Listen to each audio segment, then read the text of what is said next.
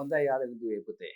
අපි 7 ශ්‍රේණිය තොරතුරු හා sannivedana තාක්ෂණ විෂයේ පළමු පාඩමේ සිද්ධාන්ත කොටස් සියල්ලම සම්පූර්ණයෙන්ම සාකච්ඡා කරලා ඉගෙනගෙන අවසන් කරා. දැන් අපි සූදානම් වෙන්නේ මේ මධ්‍ය සැකසුම් ඒකකය නැමැති පාඩම තුල අපි සාකච්ඡා කරපු සියලු කරුණු. ඒ කියන්නේ මධ්‍ය සැකසුම් ඒකකය ගැන කතා කරපු සියලු කරුණු අපේ මතකයේ කොහොමද තැන්පත් වෙලා තියෙන්නේ කියලා පරීක්ෂා කරලා බලන්න. ඒ සඳහා හොඳ අවස්ථාවක් අපට දීලා තිනවා අපේ ICT විෂයට අදාළව අපට ලැබිලා තියෙන වර්ක්බුක් එක එහෙම නැත්නම් වැඩපොත. වැඩපොතේ ප්‍රශ්න ටික මම මෙතෙන්ට අරන් තියෙනවා. අපි බලමු එකින් එක සාකච්ඡා කරලා දුවේ පුතේ මේ ප්‍රශ්න වලට පිළිතුරු කොහොමද අපි හොයාගන්නේ? ඒ තුලින් අපිට ඉගෙන ගන්න තියෙන දේවල් මොනවද කියලා. පළමුව එක දින අපිට ක්‍රියාකාරකම 1 ඒ කියන්නේ පළවෙනි පාඩමේ වර්ක්බුක් එකේ පළවෙනි පාඩමේ පළවෙනි ප්‍රශ්නය මේ තියෙනවා. ඒ පළවෙනි ක්‍රියාකාරකම ඇත්තටම. ඒ ක්‍රියාකාරකම යටතේ පළවෙනි ප්‍රශ්නය තමයි CPU යන යෙදුමෙන් හඳුන්වන්නේ කුමක්ද? අපි ඉස්සෙල් බලමු මොකද්ද පුතේ CPU කියන්නේ? Central Processing Unit මධ්‍ය සැකසුම් ඒකකය. බලමු පිළිතුර. ඔව් මෙන්න තියෙනවා පුතේ B මධ්‍ය සැකසුම් ඒකකය. හරි. මම මේක අන්ඩර්ලයින් කරනවා පිළිතුර මධ්‍ය සැකසුම් ඒකකය. බලමු අනිකුත් පිළිතුරු තුන වර්ධින්නේ කොහොමද කියලා. මෙහෙයුම් පද්ධතිය. මෙහෙයුම් පද්ධතිය අපි කෙටියෙන් හඳුන්වන්නේ දුවේ පුතේ OS කියලා. මෙන්න මෙම OS කියන operating system. එක මේ යෙදුමේ ඉන්නේ නැහැ. යෙදුම් මෘදුකාංග application software මේකට සම්මත වූ කෙටි යෙදීමක් නැහැ. අපි සාමාන්‍යයෙන් පාවිච්චි කරන application software කියලා AS කියලා. හරි නේද? ගණිතමය හා තාර්කික ඒකකය මධ්‍ය සැකසුම් ඒකකයේ තිබෙන තවත් එක් කොටසක් ගණිතමය හා තාර්කික ඒකකය. අපි මේකට කෙටියෙන් ගන්නවා arithmetic and logic unit ALU කියලා. හරි. එහෙනම් මෙන්න අපි කතා කරා ක්‍රියාකාරකම 1 පළමු පාඩමේ පළමු ක්‍රියාකාරකමේ පළමු ප්‍රශ්නයට අදාළ පිළිතුරු අපි සාකච්ඡා කළා පිළිතුර හොයාගත්තා. හරි. අපි යමු පුතේ දෙවෙනි ප්‍රශ්නය සාකච්ඡා කරන්න. ඔබෙන් අහනවා ක්‍රියාකාරකම 1 දෙවෙනි ප්‍රශ්නයෙන් මධ්‍ය සැකසුම් ඒකක කියන කුමක්ද කියලා. තරමක් හිතන්න ඕන ප්‍රශ්නයක් අතරව.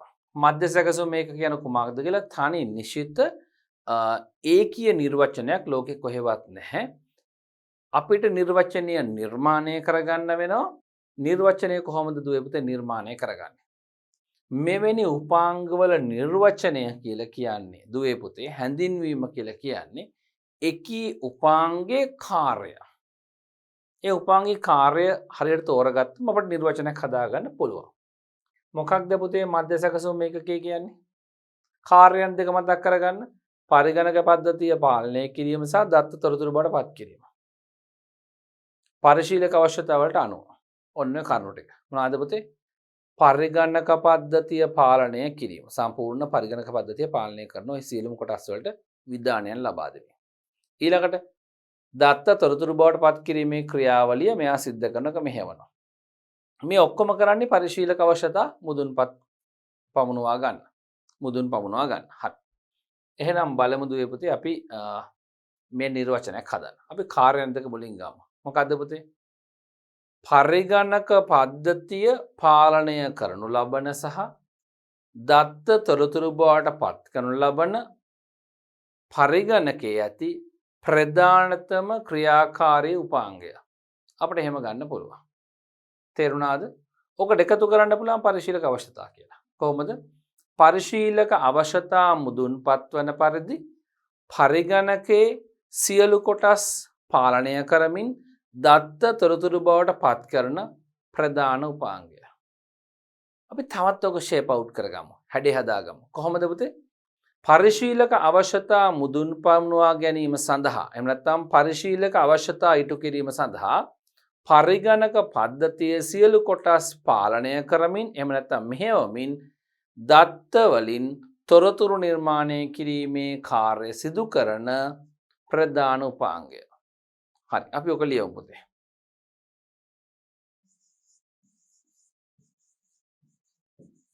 පරිශීලක අවශ්‍යතා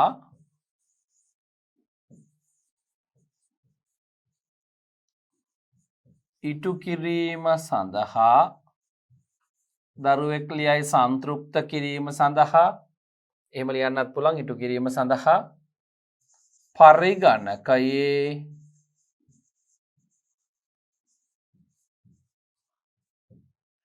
සියලු කොටස්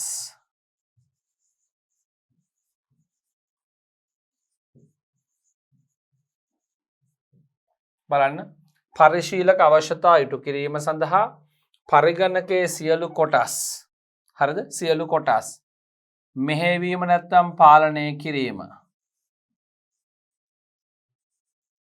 පාලනය කරමින් එහෙම නැත්නම් මෙහෙයවමින් දත්ත තොරතුරු බවට පත් කරනු ලබන ප්‍රධාන උපාංගය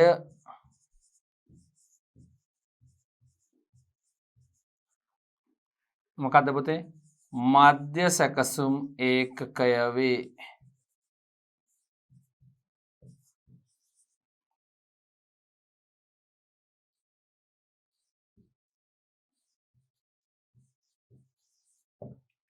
හොඳයි.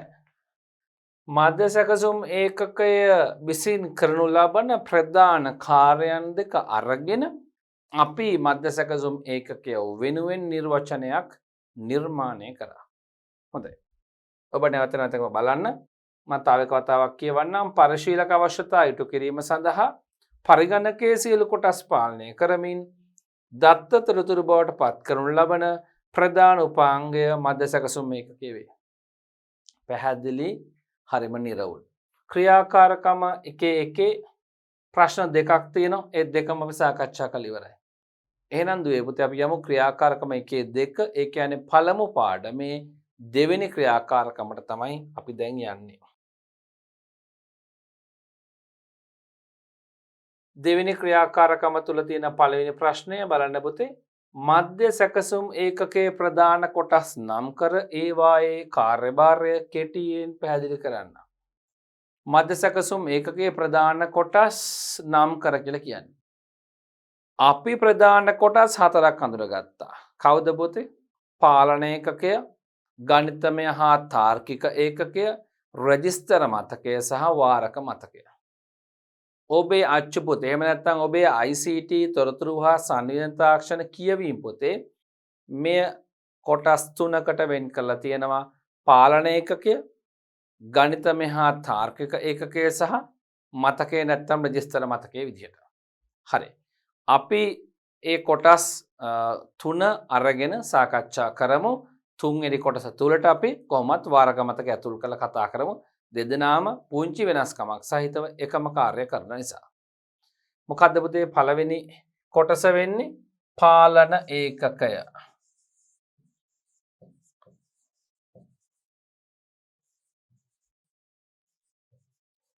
හොඳයි දුවේ පුතේ.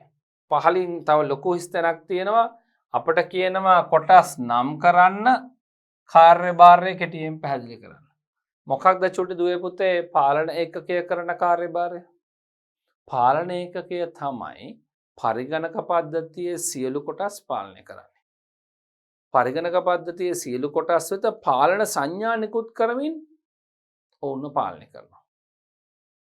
තවත් කිව්වොත් පරිගණක පද්ධතිය තුළ මෘදුකාංග උපදෙස් සහ පරිශීලක උපදෙස් තේරුම් ගනිමින් ඒවාට අනුව පරිගණක පද්ධතියේ අනිකුත් කොටස් වලට පාලන සංඥා නිකුත් කරමින් එම සියලු කොටස් පාලනය කිරීම කරන්නේ පාලන ඒකකයමයි. අපි ලියමු.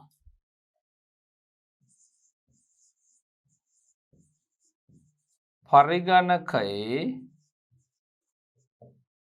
අනෙකුත් සියලු කොටස් වෙත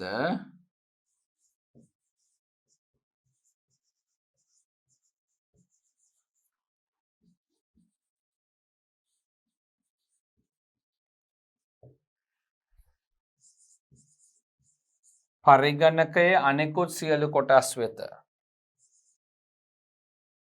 පාලන සංඥා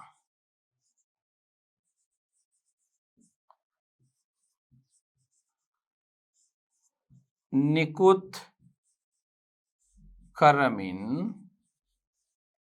පරිගණකයේ අනෙකුත් සියලු කොටස් වෙත පාලන සංඥා නිකුත් කරමින් එම සියලු කොටස්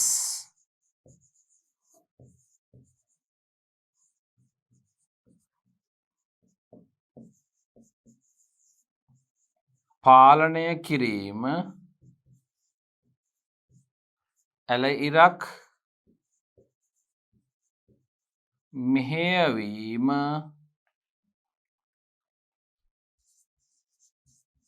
සිදු කරයි කියලා නවත්තන්න පුළුවන්. නැත්තම් මෙතනින් නැවතුවත් කමන්නේ පාලනය කිරීම මෙහෙයවීම කියලා. මොකද කාර්යභාරය අපෙන් අහන්නේ.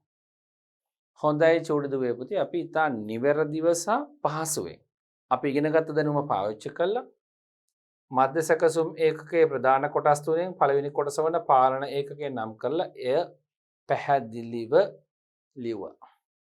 හැඳින්වීම කාර්යභාරය. හොඳයි.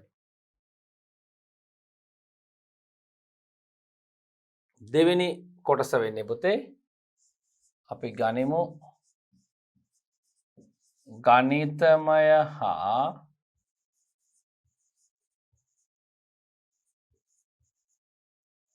තාර්කික ඒකකය. ගණිතමය හා තාර්කික ඒකකය අපි ඔකට කෙටියෙන් කියනවා ALU කියලා. පැහැදිලිනේ? හොඳයි. දැන් බලමු මොකක්ද පුතේ ගණිතමය හා තාර්කික ඒකකයෙන් කරන්නේ? ඒ කාර්යභාරය සියලු ගණනය කිරීම කරනවා, සියලු තාර්කික කටයුතු කරනවා. ඒක තේරෙන්න ඕනේ. 9ම තියෙනවා. හරිද? පරිගණකයේ සැකසුම් ක්‍රියාවලියට අදාළ සියලු ගණනය කිරීම. අන්න එහෙම කරාම එකතු කිරීම, අඩු කිරීම, ගුණ කිරීම, බෙදීමෙන් සීමාවෙන් ඔබට යනවා. සියලුම ආකාරයේ ගණනය කිරීම.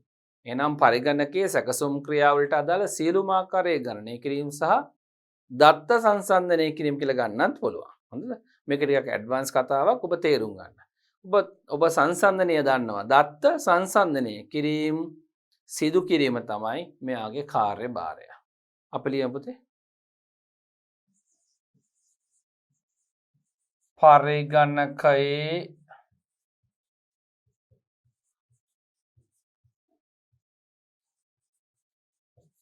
සැකසුම් ක්‍රියාවලියට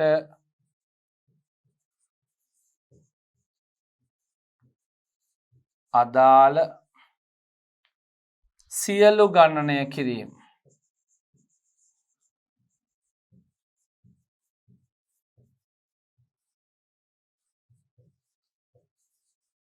පරිගණකයේ සැකසුම් ක්‍රියාවලියට අදාළ සියලු ගණනය කිරීම සහ නැත්නම් සියලුම ආකාරයේ ගණනය කිරීම සහ දත්ත තාර්කිකව ඒක අවශ්‍ය නම් දාන්න. හොඳේ. දත්ත තාර්කිකව සංසන්දනය කිරීම අපි ගන්න පුතේ සංසන්දනය කිරීම සිදු කිරීම මෙන්න මේක තමයි දුවේ පුතේ ගණිතමය හා තාර්කික ඒකකයේ කාර්යභාරය යා කරන වැඩේ. ආයි බලමු පරිගණකයේ සැකසුම් ක්‍රියාවලියට අදාළ සියලු ගණනය කිරීම සහ දත්ත සංසන්දනය කිරීම සිදු කිරීම තමයි ගණිතමය හා තාර්කික ඒකකයේ නැමැති මධ්‍ය සැකසුම් ඒකකයේ එක් කොටසක කාර්යභාරය වෙන්නේ. හරි. අනෙක් කොටස අපි ගන්න පුතේ මෙතන මතක රෙජිස්ටර් කියලාත් කියනවා පුතේ. නැත්නම් රෙජිස්ටර් මතකය කියලාත් කියනවා. මං මෙතෙන්ට එකතු කරන පුතේ වාරක මතකයත්.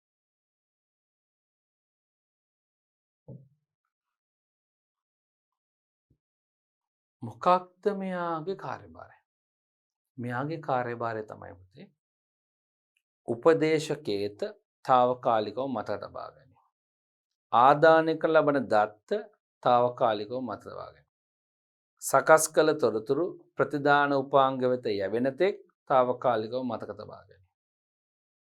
පරිශීලක උපදෙස් తాවකාලිකව මතක තබා ගැනීම. ඕක තමයි කරන්න තියෙන්නේ. මේ කාර්යභාරය ලියමු. හොඳයි. ඔබට පුළුවන් මේ කරුණු හතර වෙන වෙනම ලියන්න. ඒකිනුත් පිළිතුර සෑයීමටපත් වෙන්න පුළුවන්. අපි කියන පුතේ මෘදුකාංග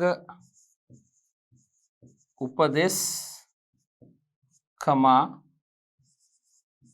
දත්ත කමා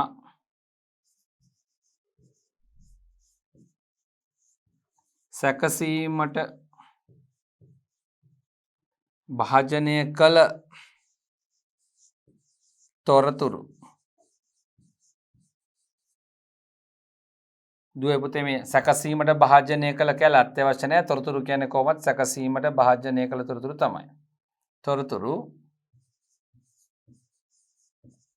ප්‍රතිදානයට යැවෙන තෙක් කමා පරිශීලක උපදෙස් తాවකාලිකව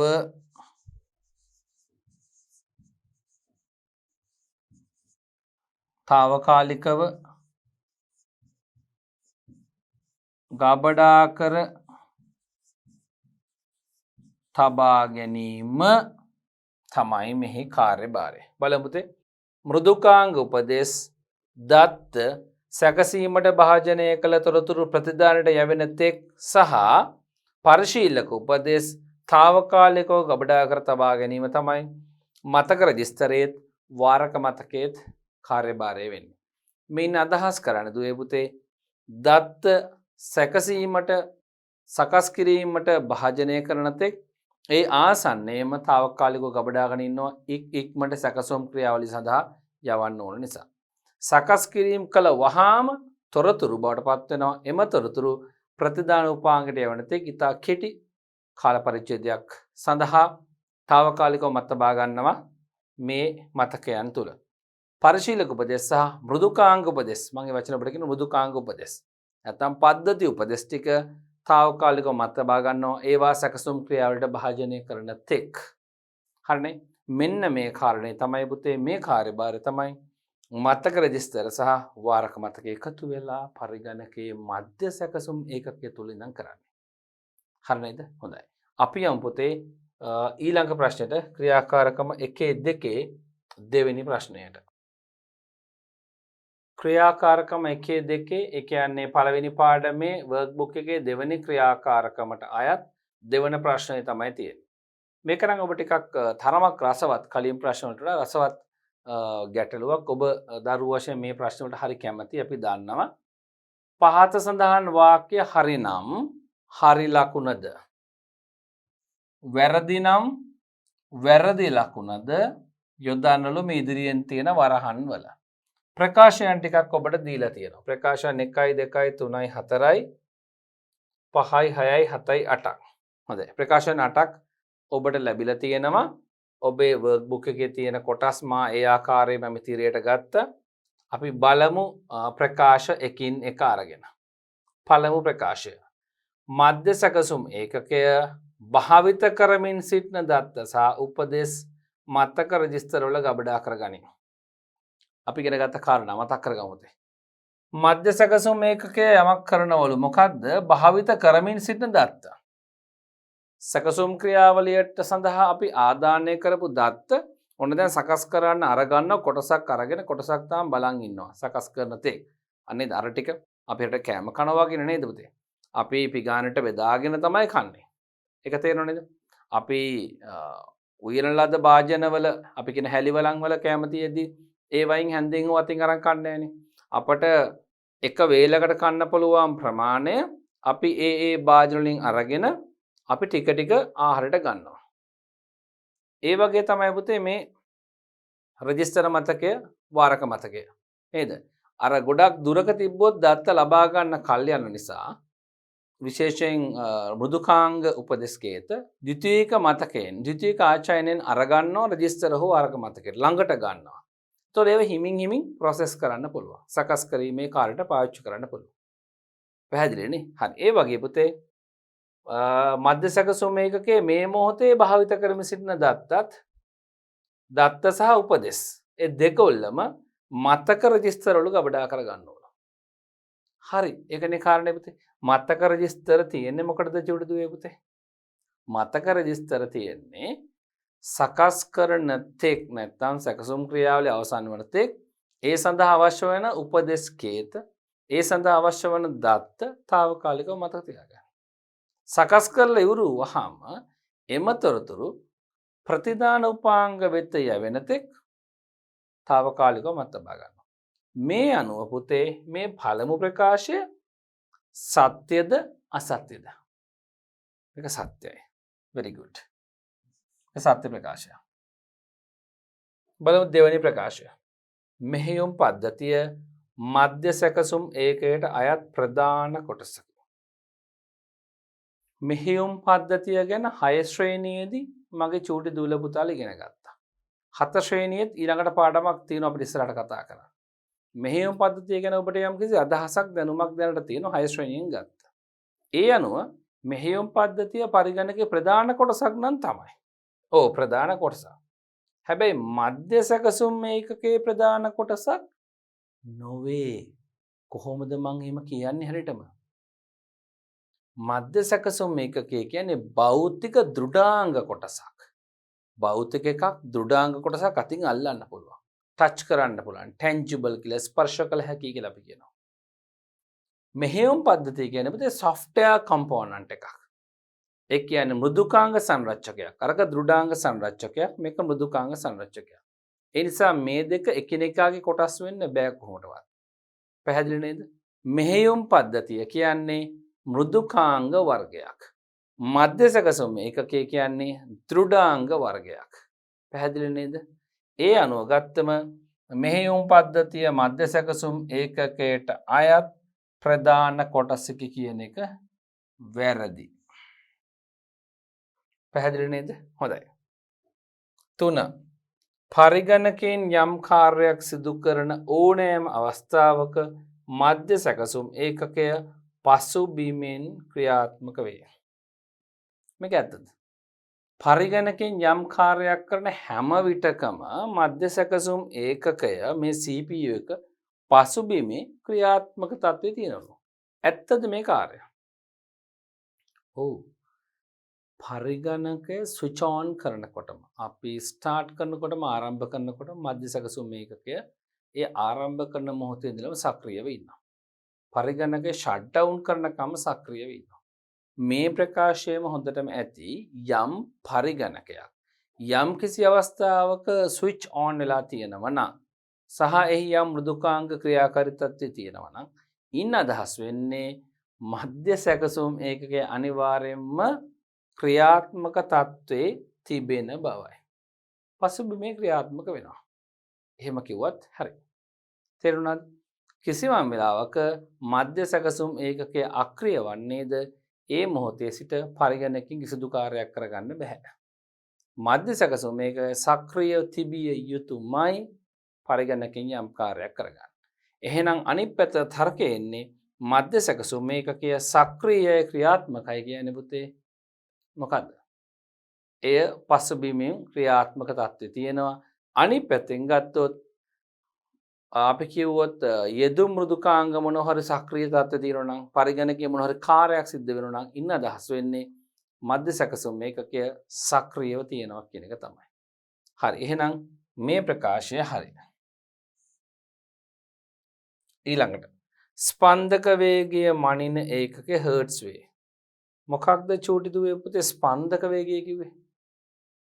පල්ස ස්පීඩ් එක. ක්ලොක් පල්ස ස්පීඩ් එක. හෝරා ස්පන්දක වේගය.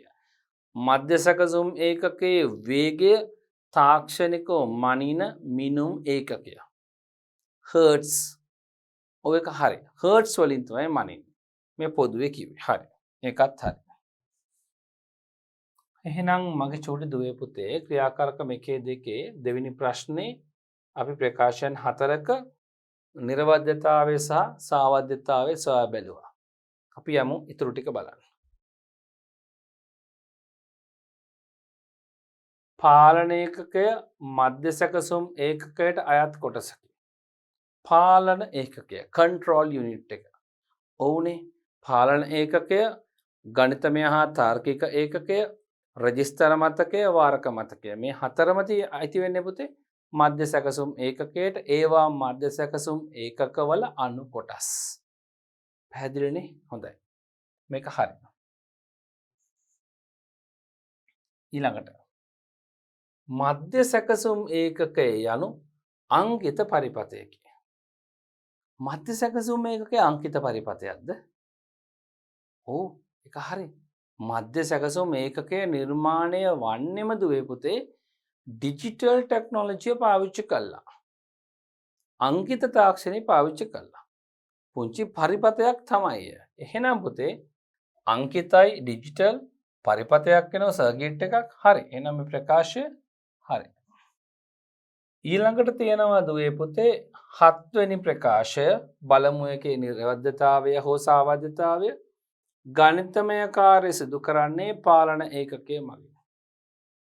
ගණිතමය කාර්යයන් කරන්නේ මධ්‍ය සැකසුම් ඒකකයේ ඉන්න කොම්පොනන්ට්ස් වලින් සංරචක වලින් කොටස් වලින් පාලන ඒකකයලු ඒ ප්‍රකාශය හරිද?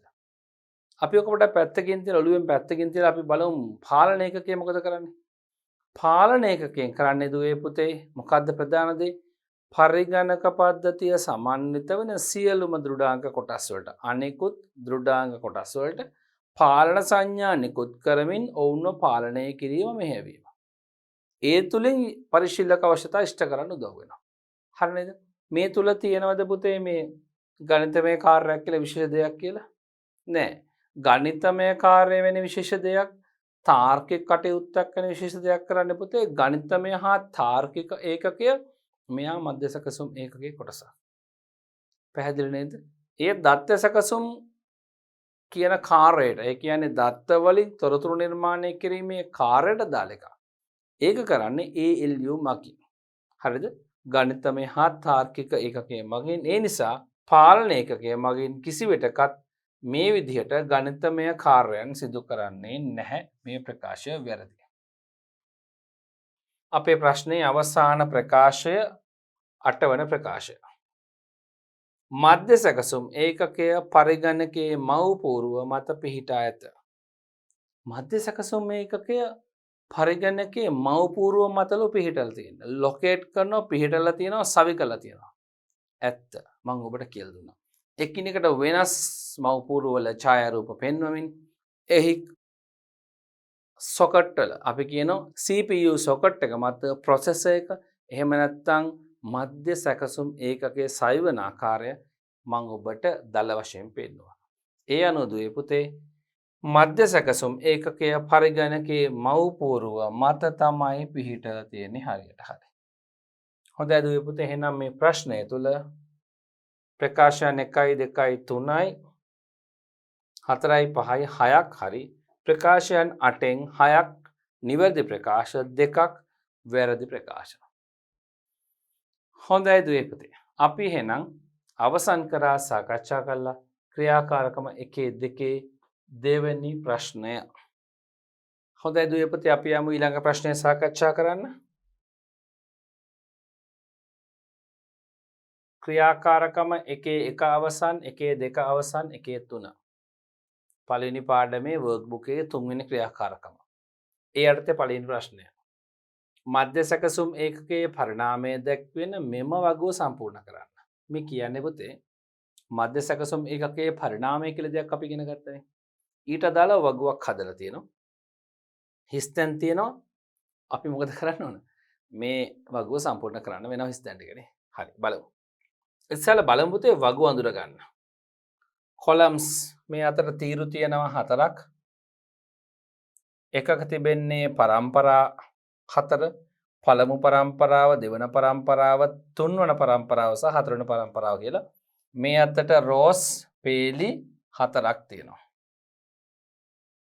පළමු කොලම් එක තීරුවේ තියෙන්නේ භාවිත කරන ලද තාක්ෂණය එක් පරම්පරාවේ අපි ඒක ලියන්න ඕන පුතේ. දෙවැනි කොලම් එක නැත්තම් තීරුවේ තියෙන්නේ විදුලි පරිභෝජනය මේ එක් පරිගණක පරම්පරාව තුළ විදුලි පරිභෝජනය සිද්ධ වෙන්නේ කොහොමද කියලා දල වශයෙන් අපි කියන්න ඕන. ඊළඟ එක තමයි ක්‍රියාත්මක වේගය මනින ඒකකය මොකක්ද කියලා කියන්න ඕන. ඔබට මතකනේ මිලිසෙකන්ඩ් නැනෝසෙකන්ඩ් අපි පාවිච්චි කරා. හරි. පළමු පරම්පරාවේ භාවිත කරන ලද තාක්ෂණය තමයි රික්තක නල. අපි මේ අතට පුරවලිමු බලන්න. ඔබට කැමති පැත්තකට පුරවන්න පුළුවන්. මම කොලම් එකෙන් කොලම් එකට යනවා. ඔබේ මතකය පොඩ්ඩක් මනින්නත් එක්ක. මට කියන්න මෙතන ඉන්න චූටි දූල පුතාලා දෙවන පරම්පරාවේ භාවිත කරන ලද මධ්‍ය සැකසුම් ඒකකයේ වශයෙන් භාවිත කරන ලද තාක්ෂණය මොකක්ද? රික්තක නල වලට පස්සේ. ඔබ නිවැරදි. මොකද්ද පුතේ? ට්‍රාන්සිස්ටර්. අපි ලියමු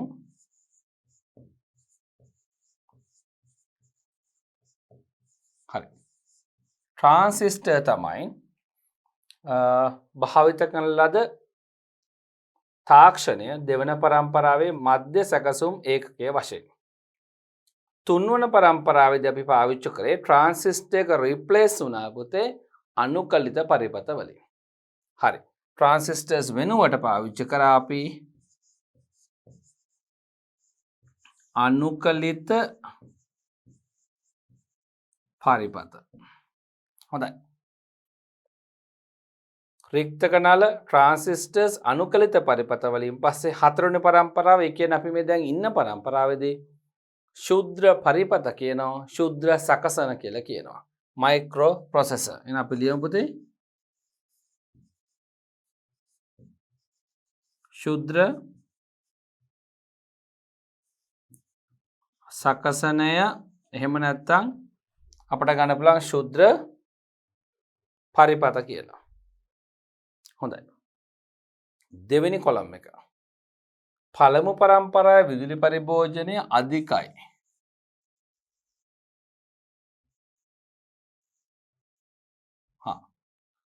පළමු පරම්පරාවේ විදුලි පරිභෝජනය අධිකයි. දෙවෙනි පරම්පරාව ගත්තොත් සාපේක්ෂව අඩුයි. සාපේක්ෂව අඩුයි. තෙවන පරම්පරාව ගත්තොත්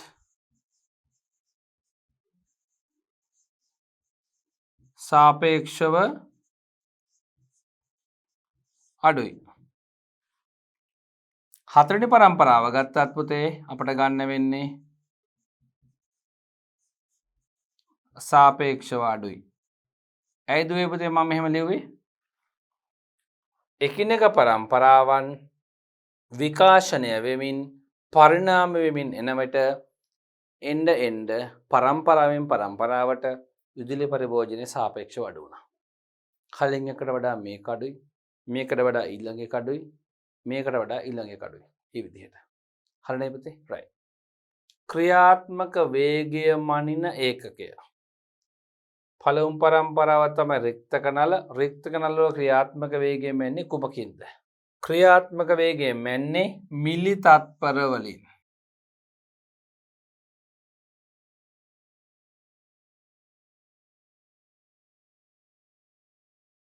දෙවෙනි පරම්පරාවේ ට්‍රාන්සිස්ටර් එකේ ක්‍රියාකාරීත්වය මෙන්නේ අපි මැල්නේ පුතේ මයික්‍රෝ තත්පර වලින්.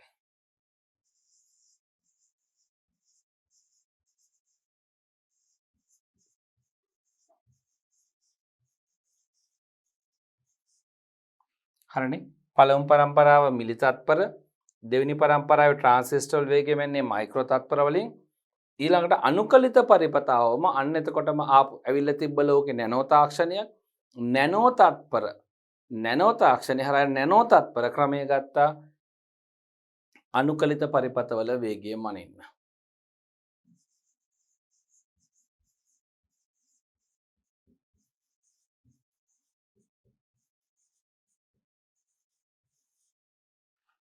හරි.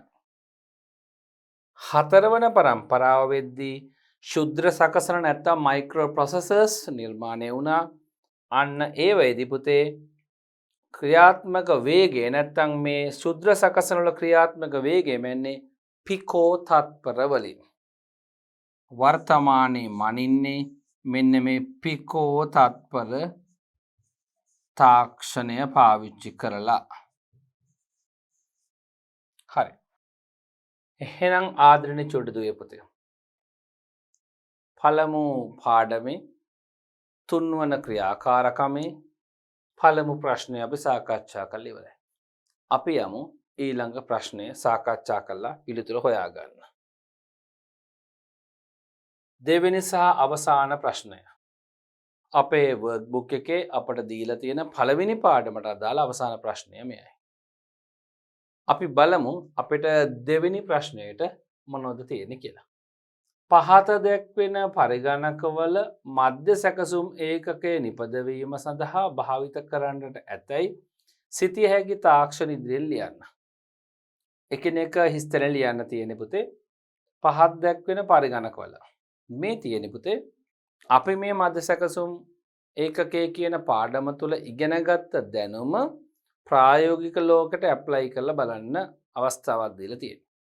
එහෙම කරගන්න පුළුවන්ද කියලා මෙතන අපෙන් සොයා බලන්නේ. පරිගණක වර්ග තුනක් තියෙනවා. මේ පරිගණක අයිති වෙන්නේ පුතේ මම වෙනම කලයකින් ඔබට ලියලා පෙන්නන්නම්. මේ පරිගණකය අත්ල වර්ගයේ පරිගණකයක්. අත්ල පරිගණකයක්.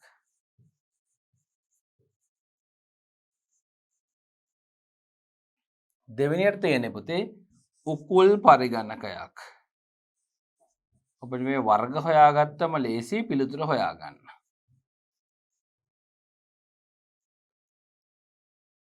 ඊළඟට තියෙන්නේ ඩෙස්ක්ටොප් මේස පරිගණකයක්.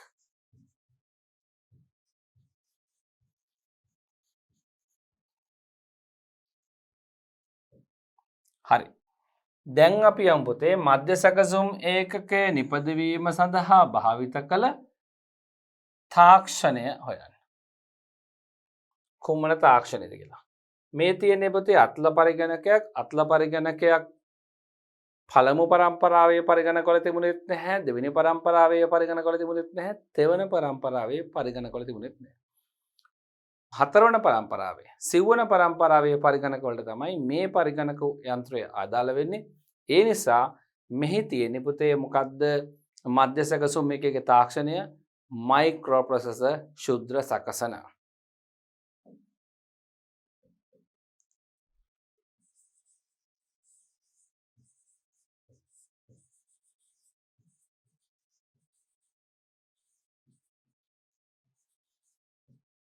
හරි. ශුද්‍ර සකසන තමයි මෙහි තිබෙන තාක්ෂණය. හරි. ඊළඟ උකුල් පරිගණක. උකුල් පරිගණක භාවිත වුණත් පුතේ හතරවන පරම්පරාවේ. ඒ කියන්නේ ශුද්‍ර සකසන මධ්‍ය සැකසුම් ඒකක ලෙස භාවිත වන මේ අපි දැන් ඉන්න හතරවන පරම්පරාව. එහෙනම් මෙහි පිළිතුර වෙන්නේ පුතේ ශුද්‍ර සකසන.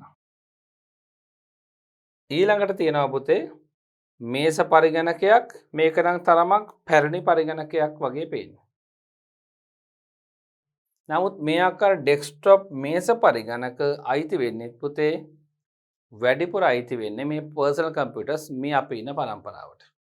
නිශ්චිතවම කියන තරමක් අපහසුයි මේක. මේක හරියටම මේ පරිගණකය කුමන වර්ෂයේ නිපදුණාද කියලා හොයාගන්න වෙනවා. අපිට 100%ක් නිවැරදි පිළිතුරක් කියලා නම් මේ පරිගණකය කුමන වසරක නිර්මාණය කරලා නිෂ්පාදනය කරාද කියලා බලලා ඒ වන විදිහට තාක්ෂණය හොයාගත්තා නම් අපට හරියටම කියන්න පුළුවන් අපි දල වශයෙන් අනුමාන කරලා කියන පුතේ මෙතන පාවිච්චි වෙන්නේ ශුද්‍ර සකසන.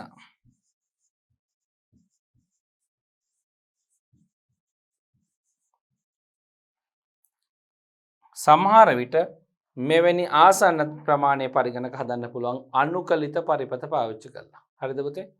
නිසා මම මේකත් දානවා අනුකලිත පරිපත. හරි.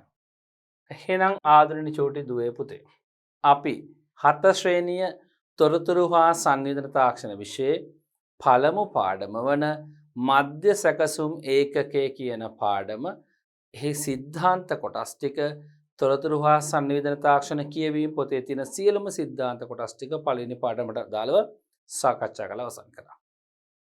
ඊට පස්සේ අපි එහි කිසියම් ප්‍රශ්න කිහිපයක ප්‍රශ්නාවලියක් තිබුණා අපේ වර්ක්බුක් එකේ වැඩපොතේ පළමු ඒකකයට පළමු පාඩමට අදාළව. එනම් පළමු ඒකකයේ ඒ සියලු ප්‍රශ්න ටිකත් අපි සාකච්ඡා කළා මේ මොහොතේ අවසන් කරා. එහෙනම් චොඩි දුවේ පුතේ ඔබට දැන් පරිගණකයේ මධ්‍ය සැකසුම් ඒකකය ගැන හොඳ දැනුමක් තිබෙනවා. ඔබ නිතර නිතර මේ පාඩම් පරිශීලනය කළ ඔබේ දැනුම වැඩි කරගන්න අවශ්‍ය සියලුම සටහන් ඔබේ සටහන් පොතේ සටහන් කරගන්න.